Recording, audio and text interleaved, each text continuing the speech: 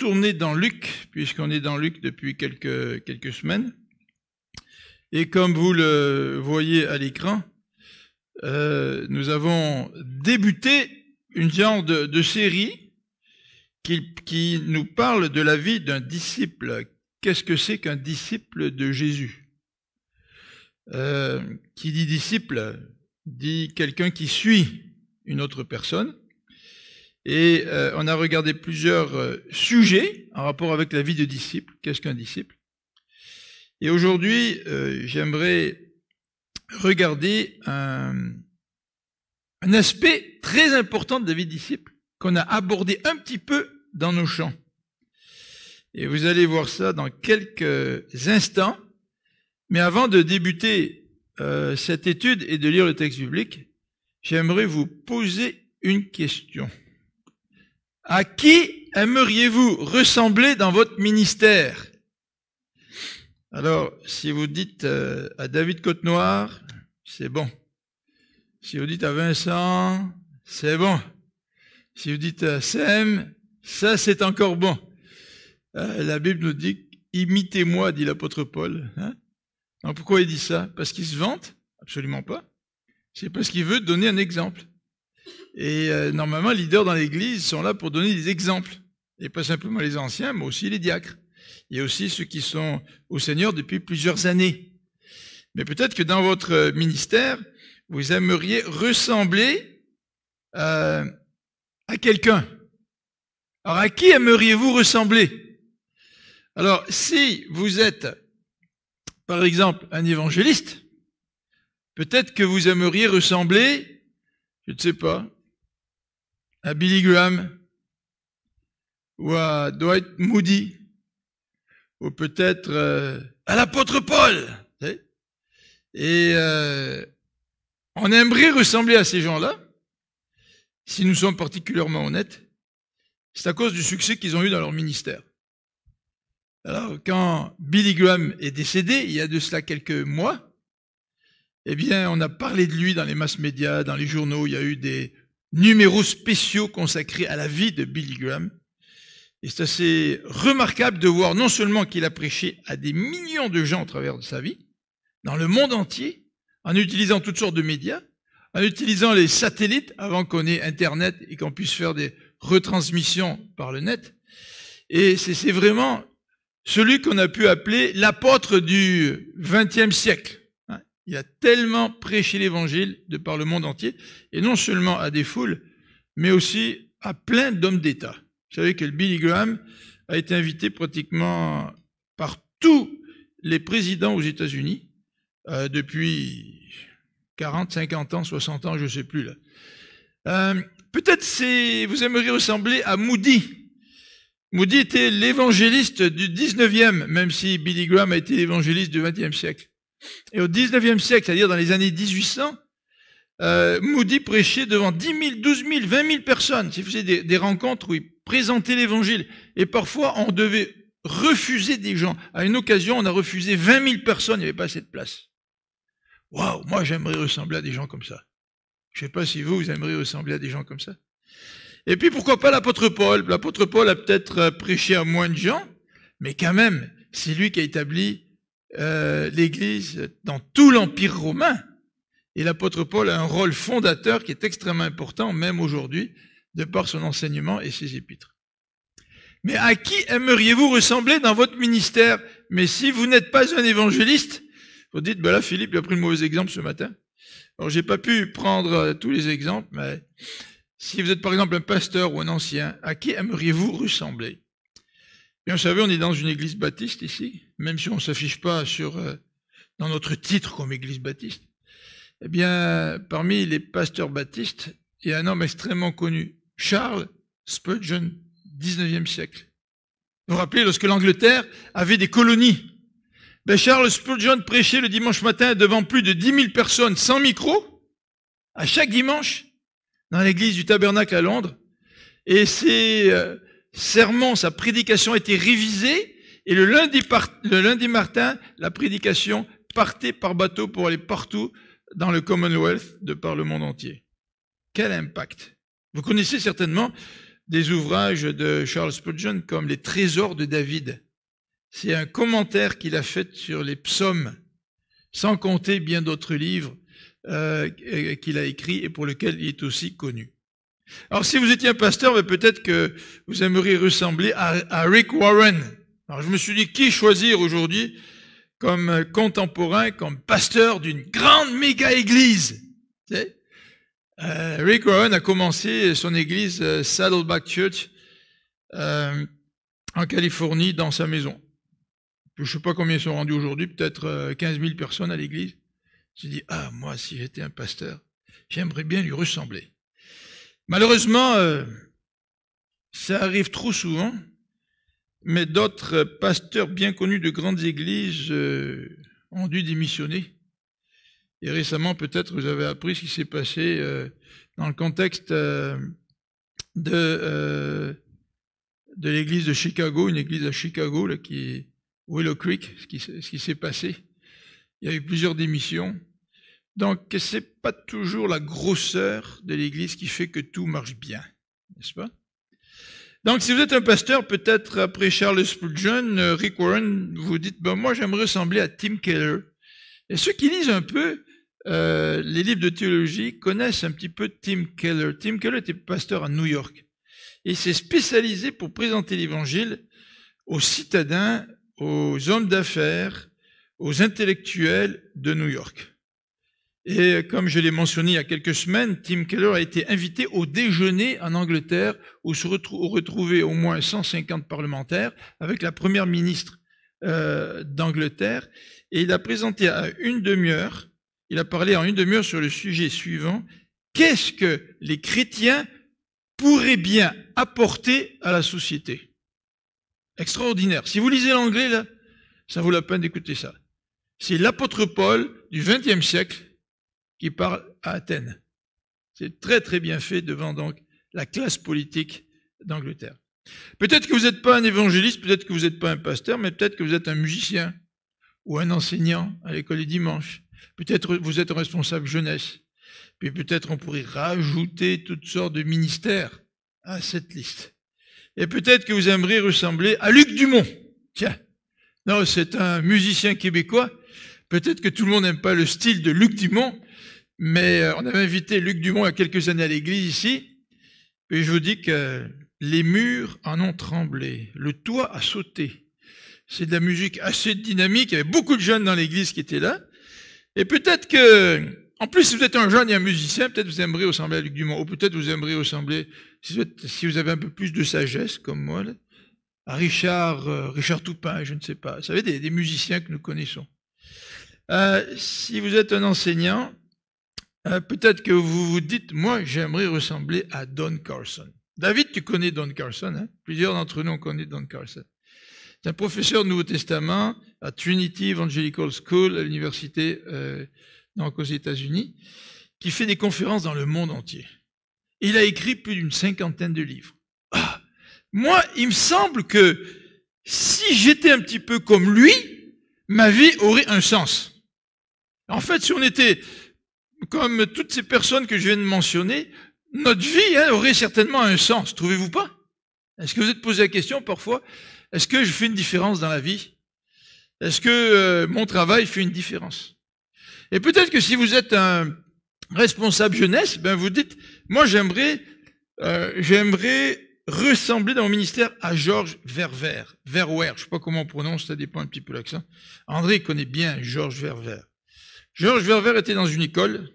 Il est devenu le président de l'association des étudiants.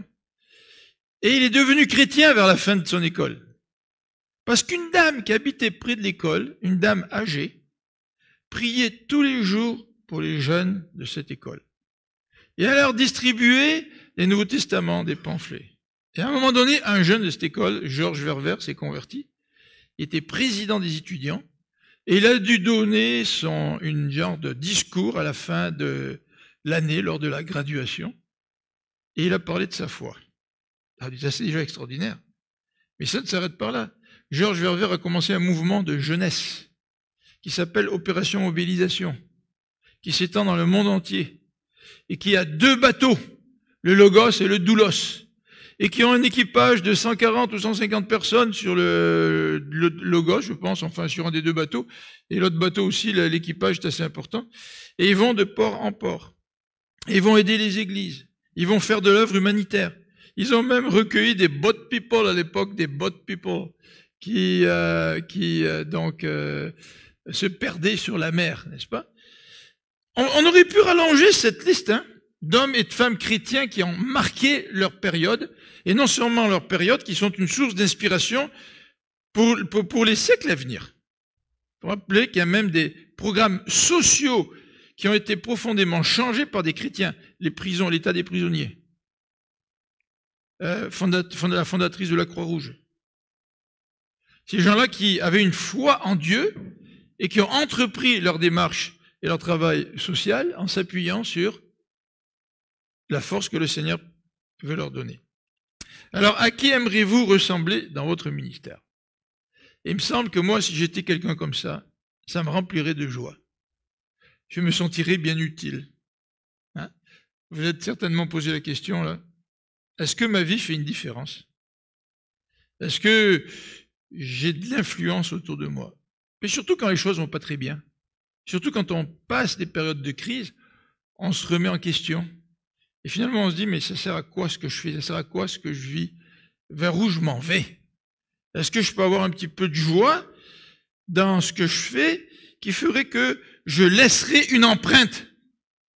Vous savez, les gens à travers l'histoire étaient tellement préoccupés par le sens à leur vie qu'ils voulaient laisser une empreinte éternelle. Il y en a qui ont fait des grandes constructions. Les rois dans le Proche-Orient ancien construisaient des palais. Vous savez que même des palais faits de pierre disparaissent. Et ce n'est que l'archéologie qui les redécouvre. Certains ont voulu laisser leur empreinte par leur esprit conquérant. Et vous avez certainement entendu parler d'Alexandre le Grand, mais aussi de Napoléon.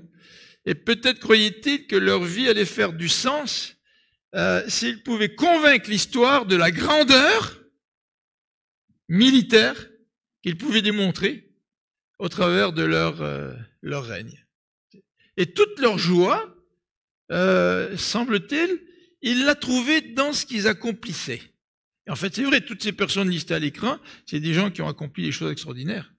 Et certains de nos contemporains continuent à accomplir des choses extraordinaires. Et il nous semble que notre joie pourrait bien prendre racine dans quelque chose d'extraordinaire qu'on pourrait accomplir.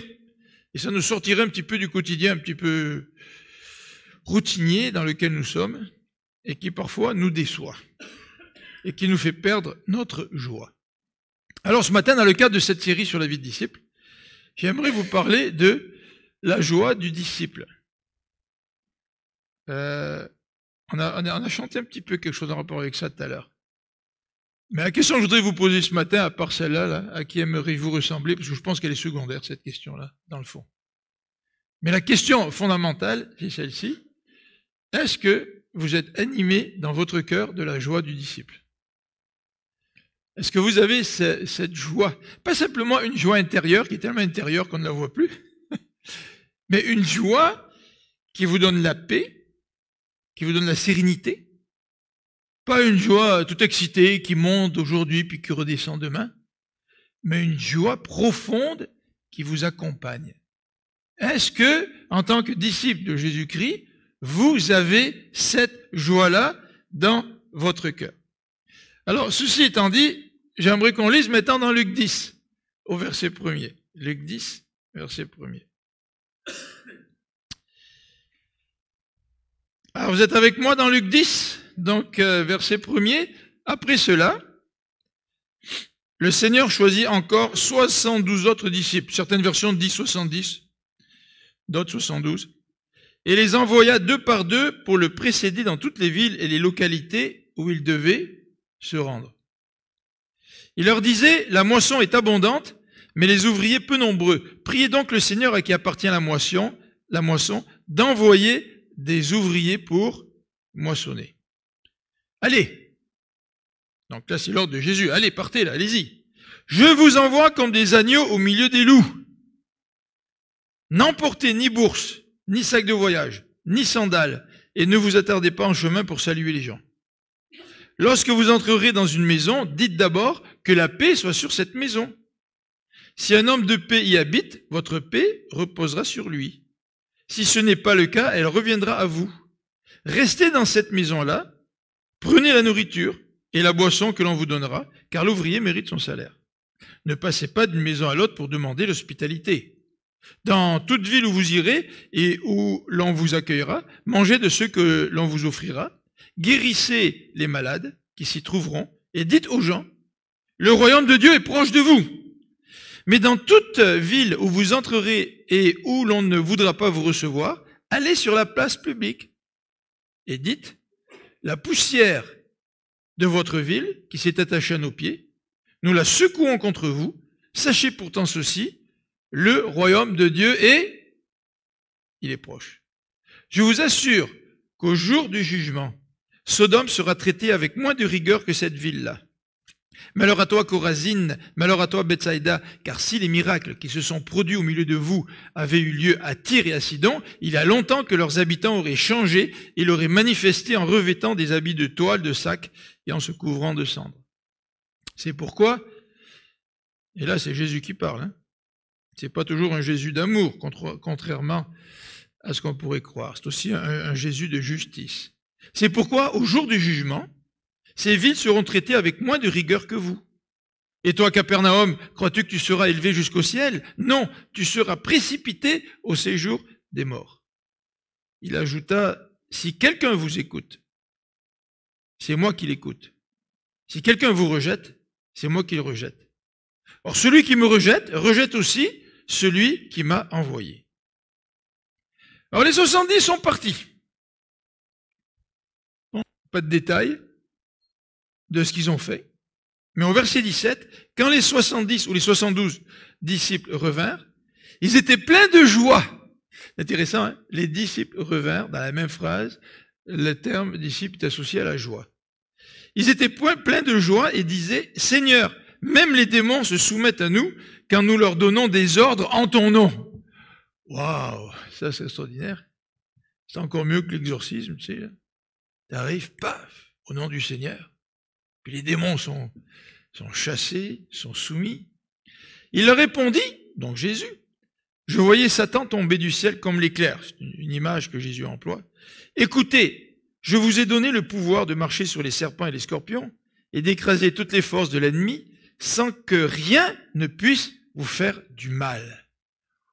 Ça, c'est quelque chose. Hein. Quand ça arrive, là, tu te sens fort. Hein. Toutefois, ce que dit Jésus, ce qui doit vous réjouir, ce n'est pas de voir que les esprits mauvais vous sont soumis, mais de savoir quoi? Que vos noms, ton nom, mon nom est inscrit dans le ciel. On va prier ensemble. Seigneur notre Dieu, merci pour ce beau texte. Merci pour ce sujet de la joie. Seigneur, apprends-nous à développer la joie du disciple. Et non pas une joie qui dépend des circonstances, de notre santé, de notre bonne humeur, des bonnes nouvelles. La joie qui peut dépendre de nos capacités, des résultats. Mais Seigneur, permets-nous de développer la joie du disciple dont Jésus parle à la fin de ce chapitre. Amen. Alors, ce matin, donc, je vais regarder donc ce sujet qui est affiché à l'écran, la joie du disciple, et j'aimerais le faire en nous mettant tout d'abord en contexte. C'est intéressant de se mettre dans le contexte, et c'est intéressant de se poser la question, quelle aurait été ma réaction à la place des disciples que Jésus a envoyés? Quelle aurait été votre réaction à vous quand Jésus vous envoie comme ça, deux par deux? Donc on va regarder un petit peu le contexte de ce passage. Ensuite, ce que j'aimerais regarder avec vous, c'est les recommandations de Jésus. Puis quand on lit les recommandations de Jésus, je ne sais pas si ces recommandations-là peuvent vraiment me stimuler à avoir la vie du disciple, comme on va voir tout à l'heure. Ensuite, nous allons regarder ensemble la joie du disciple. Qu'est-ce que c'est que la joie du disciple? pour terminer avec quelques réflexions qui pourront conclure l'étude de ce texte ce matin. Alors tout d'abord, la mise en contexte de ce passage. Alors quelle aurait été notre réaction ou votre réaction si vous aviez été à la place des disciples? Est-ce que vous auriez eu peur? C'est de partir deux par deux. Surtout après les recommandations que Jésus vient de donner. Là, je vous envoie comme des brebis au milieu des loups. Waouh! Seigneur, je préfère aller à Cuba en vacances. Vous avez peut-être fait un petit peu d'évangélisation dans les camps d'aujourd'hui, l'espoir. Et on a toujours une genre de pincement au cœur quand on décide de sortir pour aller rencontrer des gens dans la rue, leur parler du Seigneur. Puis on n'aime pas ça. On est associé aux témoins de Jéhovah qui viennent déranger les gens. Puis c'est vrai qu'on vient déranger les gens, tu sais. Et partir comme ça, même si t'es deux, parce qu'à deux au moins on s'encourage, certainement que moi j'aurais eu peur. Vous aurez peut-être eu peur, je ne sais pas. Un peu comme Jérémie quand Dieu l'appelle au ministère. Puis Jérémie il a peur, il est jeune. Le texte de Jérémie 1 nous dit qu'il a 18 ans quand Dieu l'appelle à être un prophète au sein de son peuple. Seigneur, pourquoi tu m'appelles moi? Moi je suis rien là, tu sais. Peut-être que vous aurez réagi en vous pensant incompétent. Je ne sais pas si vous êtes déjà pensé incompétent. En fait, se sentir incompétent, c'est déjà la première étape pour faire du bon travail. Parce que quand tu te sens pas assez compétent, c'est là que tu fais des erreurs et que tu penses que tu es parfait. Et là, tu es sur la mauvaise voie. Mais tout de même, Jésus m'aura envoyé avec Vincent, tiens, disons, eh bien, peut-être que je me serais vraiment senti incompétent pour aller donc préparer la venue de Jésus dans ces villages que Jésus allait visiter. Et peut-être que j'aurais dit comme Moïse, oh Seigneur, j'ai la langue un peu pâteuse, là, je sais pas pourquoi tu m'envoies moi, je sais pas trop comment parler. Vous vous rappelez Moïse qu'il a dit à Dieu? Puis Moïse a dit, écoute, là, vas-y pareil, puis à un moment donné, Dieu s'est choqué. Il a dit, je t'ai envoyé, ton frère est déjà en chemin. Ton frère, il va être ton porte-parole, ton frère va t'aider. Alors voyez-vous, parfois on utilise toutes sortes d'excuses pour ne pas suivre le Seigneur, mais des excuses qui ne tiennent pas la route quand on s'appuie sur Dieu.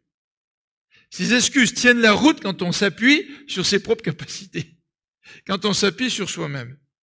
Peut-être que vous êtes quelqu'un qui a un tempérament extrêmement, comment dirais-je, émotionnel, et puis la demande de Jésus, ou l'ordre de Jésus de partir deux par deux, aurait fait que vous auriez réagi par enthousiasme.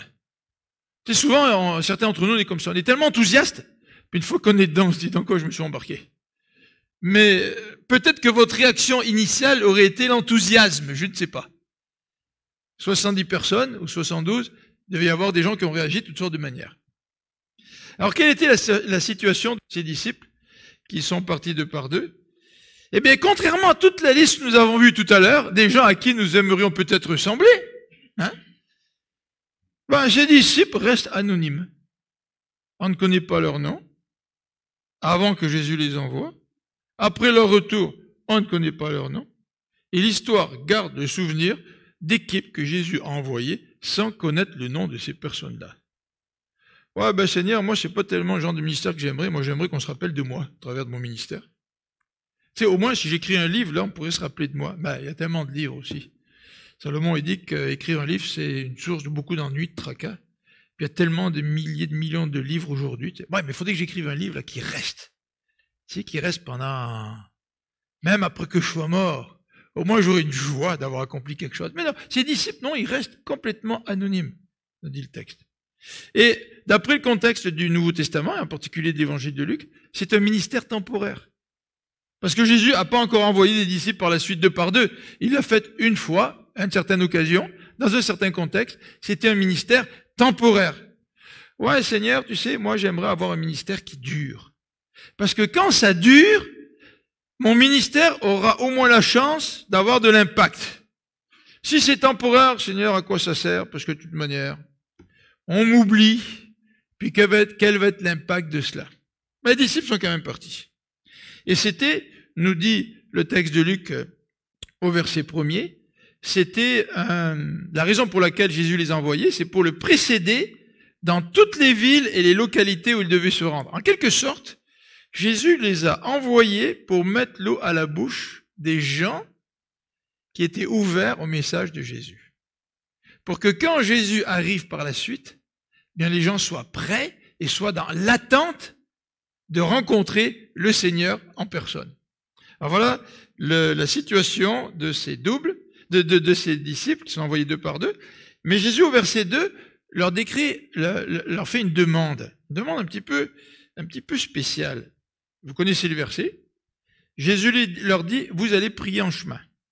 Et il leur dit, priez donc le Seigneur à qui appartient la moisson d'envoyer des ouvriers dans la moisson, parce que la moisson, elle est abondante, mais il y a peu d'ouvriers. C'est assez intéressant. Parce que Jésus les envoie 2 par 2. Jésus aurait pu leur dire, écoutez, en chemin, là, il faut prier pour que des gens vous ouvrent la porte. Peut-être Jésus aurait pu leur dire, en chemin, priez pour que vous puissiez avoir du courage pour parler de moi. En chemin, priez, quelle suggestion vous auriez qui viendrait à votre esprit? Priez pour toutes sortes d'autres raisons, mais pas pour la moisson. Parce que vous y êtes dedans. Tu sais? Et pourtant, Jésus veut que ces disciples-là soient extrêmement motivés par la moisson et le fait qu'il y ait peu d'ouvriers. Vous vous rendez compte, si je sers le Seigneur, que je parle de lui, puis je réalise qu'il y a peu d'ouvriers, puis que la moisson est grande, ça me motive encore davantage à proclamer la venue du royaume de Dieu. Alors voilà un petit peu la prière que Jésus leur demande de faire en chemin. C'est une prière urgente. La moisson est abondante. Il y a peu d'ouvriers. Donc vous avez un contraste. Grosse moisson, petit nombre d'ouvriers. Je crois que c'est vrai encore aujourd'hui. Peut-être pas de la même manière, mais c'est vrai encore aujourd'hui. Et le Seigneur dit, priez le Seigneur pour qu'il envoie des ouvriers dans la moisson. Alors voilà ce qui devait animer, la prière qui devait animer ces équipes de 2 par 2 qui étaient envoyées par le Seigneur pour aller préparer sa venue dans les différents villages où il devait se rendre. Deuxième élément sur lequel j'aimerais attirer notre attention, c'est celui des recommandations de Jésus. Alors Jésus leur fait des recommandations. Nous avons des recommandations générales au verset 3. Allez, je vous envoie comme des agneaux au milieu des loups. Ouf. Allez comme des agneaux au milieu des loups. Quand j'étais au séminaire, on m'avait demandé d'aller dans une petite ville près de Toronto où on faisait la récolte du tabac. Enfin, dans la région, on faisait la récolte du tabac. Et il y avait beaucoup de Québécois qui venaient de l'Ontario. Ça, c'était dans les années... je vous le dirai pas parce que vous allez penser que je suis trop vieux. Mais les années 70, 78, là. Et donc, beaucoup de Québécois allaient là pour avoir du travail, puis le soir, ils se ramassaient tous dans un parc. Puis certains n'avaient pas réussi à avoir du travail. Et il y avait une église anglophone qui se trouvait dans cette petite ville qui m'avait approché en disant « Faudrait que tu viennes, parce qu'on va faire un petit groupe, puis nous, on parle pas français, puis il va falloir que tu parles en français à ces francophones qui sont là. » Moi, un français, puis il parlait des Québécois, j'ai même pas encore vécu au Québec, tu sais. Et puis, j'avais un petit peu l'impression d'être une brebis envoyée au milieu du loup. Puis tu sais qu'il y a des jeunes qui viennent, puis ils ont de la boisson, et puis ils sont dans le parc, et puis c'est un contexte un petit peu délicat, tu sais. Mais, sans m'attarder sur l'expérience, ça a été quand même extraordinaire. Parce que j'ai pu présenter l'évangile, la bonne nouvelle de Jésus à des jeunes, puis ils ont commencé à m'interpeller, puis on a eu des discussions, ça en finissait plus, jusqu'à 11h, minuit du soir, on discutait du message de Jésus-Christ, tu sais. Alors, tout de même, quand le Seigneur te dit, je t'envoie, mais je t'envoie comme des brebis au milieu des loups, hein. Il y a de quoi pas être très, très enthousiaste pour partir. Et non seulement cela, Jésus leur dit, vous allez vivre, comme on dit dans notre milieu, là, vous allez vivre par la foi. Ça veut dire que vous n'emportez, au verset 4, ni bourse, ni sac de voyage, ni sandales. Vous ne vous attarderez pas en chemin pour saluer les gens, c'est-à-dire que vous ne prendrez pas le temps habituellement réservé aux rituels, parce qu'il y avait des rituels au temps de Jésus, là, quand tu rencontres des gens, toutes sortes de salutations, etc. Jésus leur dit, votre travail est urgent, ne vous attardez pas, ne prenez rien avec vous. Alors peut-être qu'aujourd'hui, Jésus aurait dit, tu prends juste ton sac à dos. Et puis tu prends pas de carte de crédit. Vous vous rappelez le témoignage de Jeff Lorrain dimanche dernier? Jeff Lorrain ne savait pas que Dieu existait, puis il a dit, si tu existes, il était rendu où? À Nouvelle-Écosse, ou dans ce coin-là, je ne sais plus où, au Nouveau-Brunswick. Il dit, Seigneur, tu as dit dans la parole que tout ce que je demande en ton nom, je peux l'avoir. Alors, je ne vous conseille pas de faire ça pour n'importe quoi, là. Mais lui, il n'avait pas Dieu dans sa vie. Hein. Alors il dit, je veux savoir si Dieu existe. Donc j'ai 2,5 $ en poche. Je pars, je vais jusqu'à Montréal. Et puis je voudrais que tu me nourrisses pendant tout mon trajet. Et je ne veux même pas dépenser mes 2,5 $. Ça veut dire que quand je vais arriver à Montréal, il faut que j'ai encore 2,5 $ dans ma poche. 48 heures après, il arrive à Montréal. Il a 2,5 $ dans sa poche. Et plein de gens l'ont nourri en chemin, sans qu'il ait exprimé ses besoins, sans qu'il ait exigé quoi que ce soit, sans qu'il ait manipulé d'une manière ou d'une autre ou faire l'aumône, le Seigneur a répondu à sa demande. Et là, le Seigneur dit à ses disciples, partez sans rien. Ça demande de la foi. Le Seigneur me dit que mes besoins vont être répondus, mais je pars sans rien. Est-ce que vous êtes retrouvé dans votre vie dans une situation où vous n'avez rien sur quoi vous appuyer? Alors, ça ne veut pas dire que le Seigneur veut que ça se passe à tous les jours comme ça. Mais est-ce que vous êtes retrouvé dans une situation financière où vous n'avez rien? Est-ce que vous êtes retrouvé dans une situation, peut-être au niveau de la santé? Est-ce que vous êtes retrouvé dans une situation où, par rapport à vos enfants, par exemple, vous n'aviez aucun moyen d'intervention? Dans d'autres situations, même vous sentez tellement petit là, que vous n'avez pas de moyens pour intervenir, pour vous en sortir. Jésus les place dans une dépendance tellement grande et leur dit, ne prenez rien pour partir.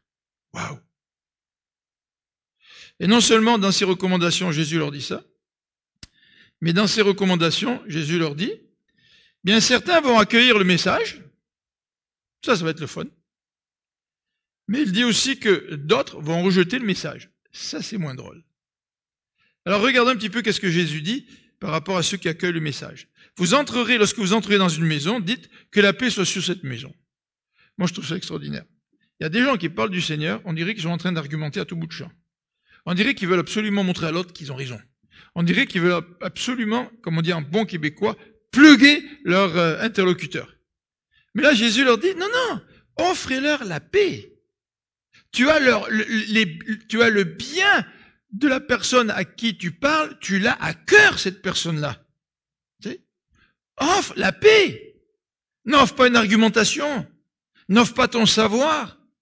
N'offre pas toute ton intelligence spirituelle. Hein? Non. Montre-leur que tu les as à cœur et offre-leur la paix. Et si cet homme de paix habite dans la maison, votre paix va reposer sur lui. Et sous-entendu, la paix que les disciples ont fait, c'était indirectement la paix du Seigneur. Hein. Et dit, si ce n'est pas le cas, votre paix reviendra à vous. Restez dans cette maison, prenez la nourriture et la boisson qu'on vous donnera. Mais il dit pas de demander. Hein. Il dit, prenez ce qu'on vous donnera. Profitez pas du fait qu'il y a un homme de paix dans la maison pour demander à l'homme de paix qui vous donne à manger et à boire. Tu sais. Parce que là, tu ne t'appuies plus sur moi. Là. Tu sais. Alors, tu prendras simplement ce qu'on te donne. Et il dit à la fin de ce verset 7, ne passez pas d'une maison à l'autre pour demander l'hospitalité. Donc, va pas chanter dans le métro avec une guitare pour amasser de l'argent dans ta caisse pour pouvoir aller manger. En d'autres termes, appuie-toi seulement par la foi dans ce que je te demande.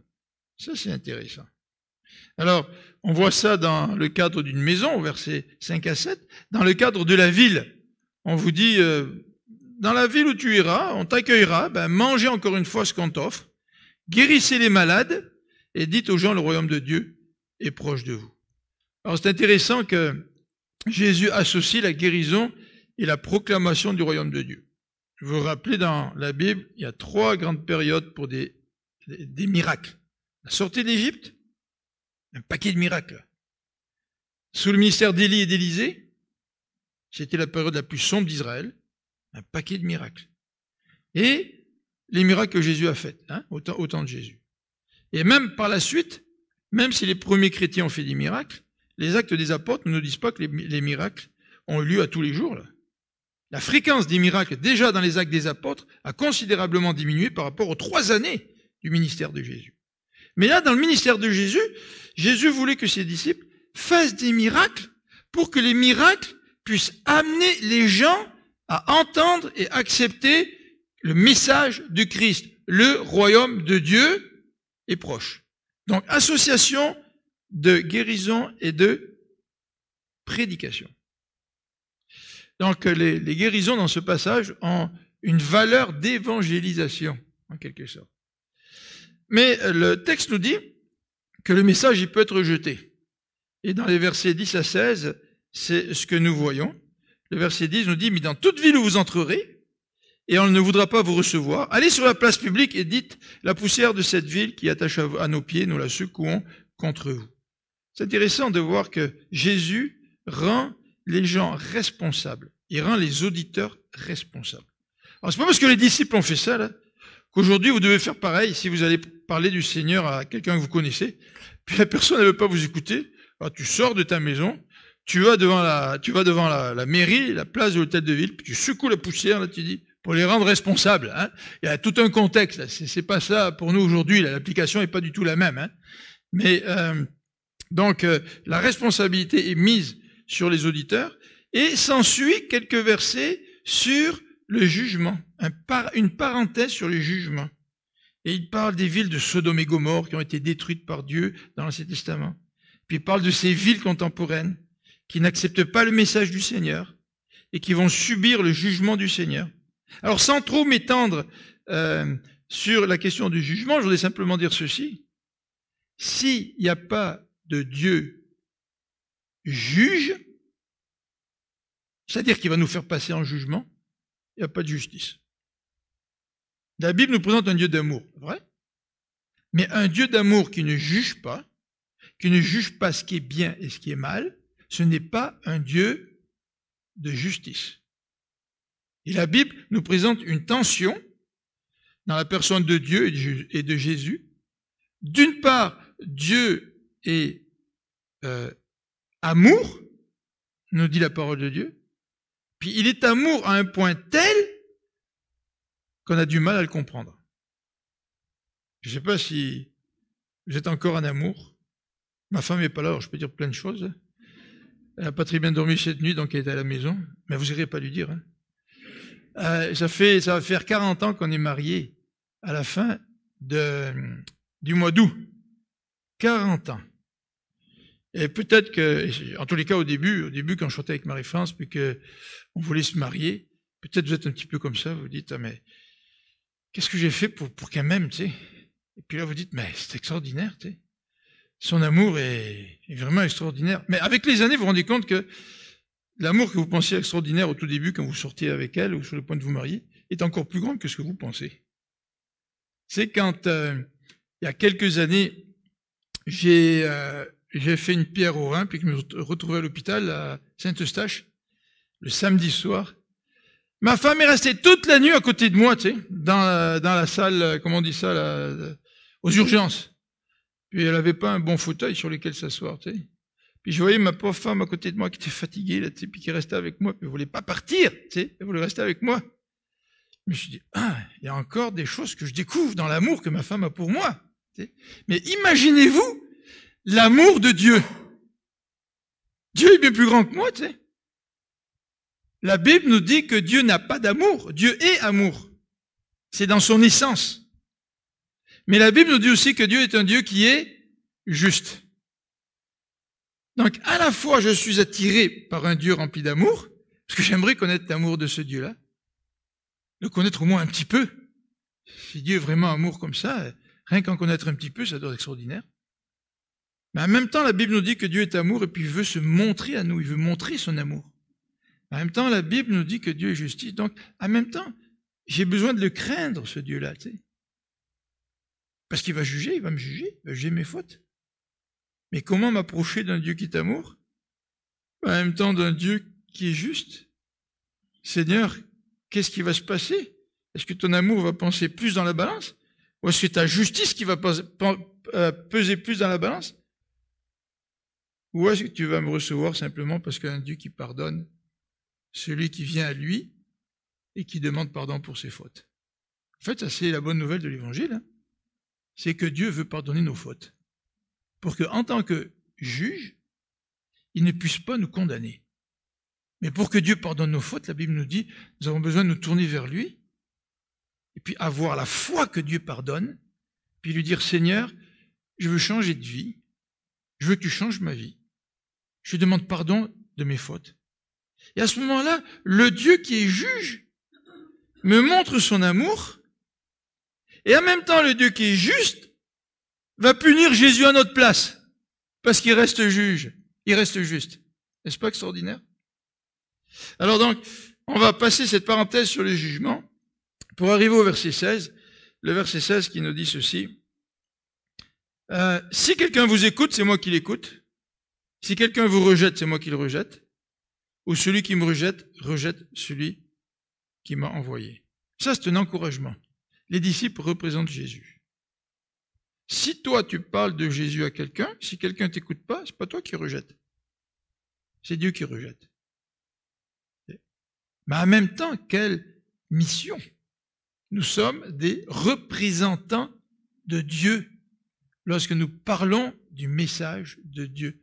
Vous êtes des représentants de Dieu lorsque vous parlez de l'amour et de la justice de Dieu. Alors, dernier élément, pour terminer, les disciples reviennent, ils sont tout excités, ils ont une joie légitime, nous dit le verset 17. Regardez le verset 17. Nous donnons des ordres en ton nom, et puis les démons nous sont soumis. Waouh, ça c'est quelque chose. Je ne sais pas si vous croyez aux démons, trucs comme ça, là. Mais si vous êtes devant quelqu'un qui semble être possédé, là, votre première réaction, c'est d'avoir peur.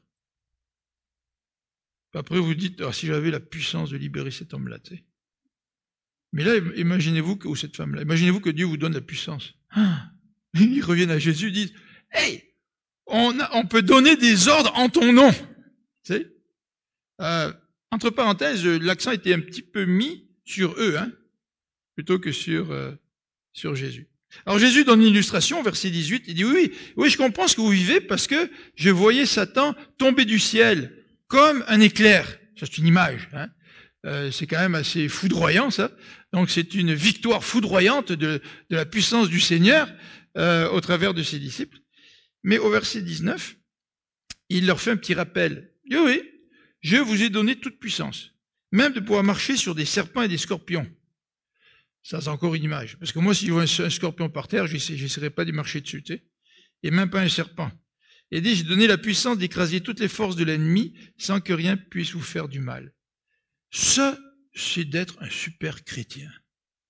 Ah, j'aurais de quoi être heureux. Et c'est vrai que leur joie est légitime. Jésus n'est pas en train de leur dire, non, ne vous réjouissez pas de ça, c'est pas important, tout ça. Si, c'est quand même important, tu sais. Quand Jésus nous donne du succès dans notre ministère, dans notre service, que nous puissions en retirer de la joie, c'est légitime. Mais au verset 20, Jésus dit ceci. Toutefois, ce qui doit vous réjouir, ce n'est pas de voir que les esprits mauvais vous sont soumis. Donc Jésus est en train de dire, il y a une joie à modérer. Et pourquoi modérer sa joie quand on a du succès dans le ministère du Seigneur? Pourquoi modérer sa joie quand Dieu nous donne ce qu'il faut pour qu'on ait du succès? Bien, Jésus nous le dit, il ne nous le dit pas, disons, dans ce passage, mais la Bible nous parle du danger de l'orgueil. Combien des gens sont tombés? Et tout à l'heure, j'ai fait allusion à l'église de Willow Creek sans la nommer, mais pasteur fondateur d'une église aussi grosse que Willow Creek, 15 000 personnes, avec des séminaires qui sont donnés dans le monde entier, des centaines de sites de retransmission des séminaires. Mais l'église a trop fait confiance à son pasteur. Le pasteur est tombé. Et devait prendre sa retraite officielle. Et quelques mois avant la retraite, scandale. L'église qui fait trop confiance à son pasteur, qu'il voyait trop plus que parfait, n'a pas vraiment pris soin de soutenir les victimes, au point où les deux pasteurs qui ont succédé au pasteur fondateur ont décidé eux aussi de démissionner.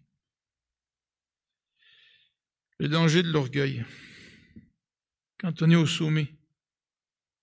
Non seulement le danger de l'orgueil, mais aussi le fait que le succès n'est pas toujours le signe de la connaissance de Dieu. Vous vous rappelez Matthieu 7 ? Matthieu 7 nous dit, ce n'est pas ceux qui disent « Seigneur, Seigneur », qui ont hérité du royaume de Dieu. Ce n'est pas ceux-là. Ce sont ceux qui font la volonté de Dieu. Et tu peux faire la volonté de Dieu, tu peux faire la volonté de Dieu sans qu'il y ait du succès apparent dans ton travail, mais tu peux avoir un énorme succès dans ton travail sans faire la volonté de Dieu. Donc ce n'est pas le succès qui devrait, sur lequel toute ta joie devrait reposer. En fait, le succès n'est pas toujours au rendez-vous. Jésus, il a envoyé ses 12, mais dans le sermon sur la montagne, Jésus a dit, ils vous persécuteront comme moi ils m'ont persécuté. Et là, il se trouve que les 70 sont revenus, ils n'ont pas connu de persécution, donc ils étaient excités, tu sais. Mais si la moitié au moins, ou les 3/4 avaient connu la persécution, ils seraient revenus auprès de Jésus, ils auraient les oreilles et la queue un peu plus basses que ça. Donc si notre joie repose essentiellement sur notre succès, Jésus nous dit, tu fais fausse route. Il y a une joie supérieure à celle du succès et à cette joie qui peut être légitime. Vous savez, il y a quelques années, l'année dernière et puis les années précédentes, on a baptisé quelques personnes. Est-ce que vous êtes content quand vous entendez des témoignages? Est-ce que vous êtes content quand quelqu'un est baptisé? Oui, c'est normal. Il y a une joie qui est légitime, mais il y a une joie à modérer. Et par contre, il y a une joie supérieure. Et Jésus nous dit au verset 20, c'est la joie du salut. Réjouissez-vous de savoir que vos noms sont inscrits dans le ciel. Alors, le vrai disciple, sur quoi sa joie devrait-elle reposer? Est-ce que ma joie repose sur le fait que mon nom est inscrit dans le livre des cieux? Oh, c'est pas à cause de moi, hein. Si Dieu me pardonne, c'est pas parce que je suis fin, c'est pas vrai. C'est pas parce qu'il fait preuve d'amour. Mais est-ce que vous êtes animés de cette joie-là? Alors, rapidement, le salut, qu'est-ce que c'est? Le salut, c'est une transformation à l'image de Jésus. Quand Jésus te sauve, il veut te transformer pour que tu sois comme lui, pour que tu aies ces vertus que lui reflétait. C'est ça le salut. Le salut, c'est pas une affaire de religion. Le salut, c'est une affaire de changement de vie. Le salut, c'est aussi une source de bénédiction. Dieu nous dit que nous sommes co-héritiers avec Jésus-Christ. Alors, je ne vais pas m'étendre là-dessus ce matin, mais c'est quand même extraordinaire. Et le salut, dernièrement, c'est la connaissance de Dieu. Tu rencontres Dieu, Dieu vient dans ta vie. Ben, comment ça se peut qu'un Dieu créateur de l'univers, c'est pas si petit que ça l'univers, qui vienne dans ta vie? C'est ça le message du royaume de Dieu. Le royaume de Dieu vient. Le royaume de Dieu, il vient jusque dans ton cœur, nous dit le message de Jésus. Alors, quelques réflexions pour terminer rapidement. Premièrement, j'ai rencontré il y a quelques années, ou ma femme a rencontré il y a quelques années, une dame qui disait « Et pourquoi notre église ne pourrait pas devenir aussi grande que l'église de Nouvelle Vie à Longueuil ?» Si c'était le cas, si c'était la volonté de Dieu, on aurait des méga-églises partout. Et quand on a ce genre de désir, on n'est peut-être pas aussi réaliste que Dieu.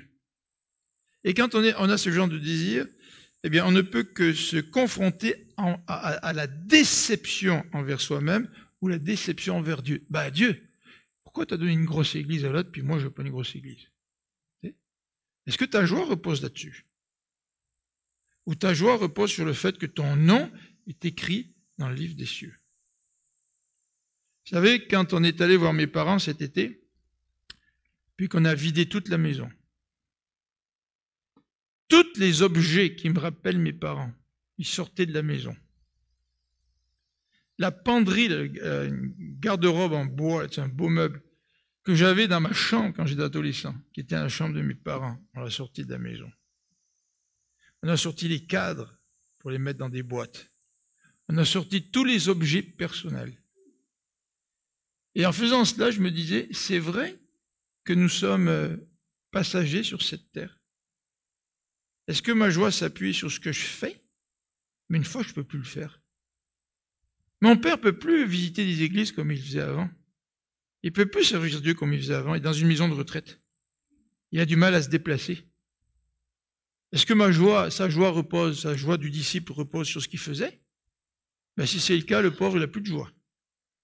Mais si ma joie repose sur le fait que mon nom est écrit dans le livre des cieux, même si je me retrouve en fin de vie, limité, personne ne peut m'enlever cette joie-là.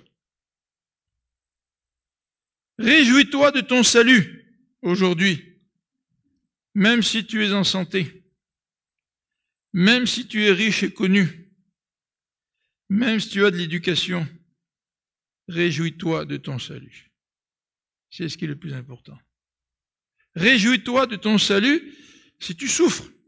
La souffrance est une réalité dans notre monde pécheur. Réjouis-toi de ton salut même si ton ministère semble insignifiant. Réjouis-toi de ton salut même si tu te questionnes sur les accomplissements de ta vie.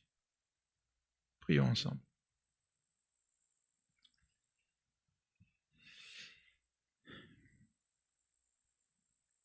Seigneur Jésus, de savoir que tu es venu sur cette terre pour mourir pour me sauver de mon péché, du mal qui est en moi, de ce côté sombre de ma personne, Seigneur. Tu veux me délivrer de ça. Tu veux me délivrer de ce péché qui fait obstacle entre moi et toi. Et Seigneur, tu veux le faire en me pardonnant. Tu veux me pardonner. Tu veux pardonner mes fautes. Tu es juste, mais tu es un Dieu juste qui par amour nous pardonne. Pourquoi? Parce que Christ est mort sur la croix à notre place. C'est lui qui a subi la condamnation de la croix. Alors que moi, je dois être condamné à cause de mes fautes par toi, ô Dieu. Seigneur, ça c'est extraordinaire. Donne-nous la joie de notre salut. Seigneur, si je me noie dans une rivière et qu'un pompier vient me sauver, Seigneur, il me semble que je serai extrêmement reconnaissant envers lui tout le reste de ma vie. Seigneur, tu ne nous donnes pas seulement la vie physique, mais tu nous donnes la vie spirituelle pour l'éternité. Donne-nous, Seigneur, avec ça, la joie de notre salut. Fais que nous puissions la vivre. Et fais, Seigneur, qu'elle puisse être contagieuse. Cette joie du disciple. Qu'elle soit celle de chacun et chacune d'entre nous ce matin. Amen. Je vous invite à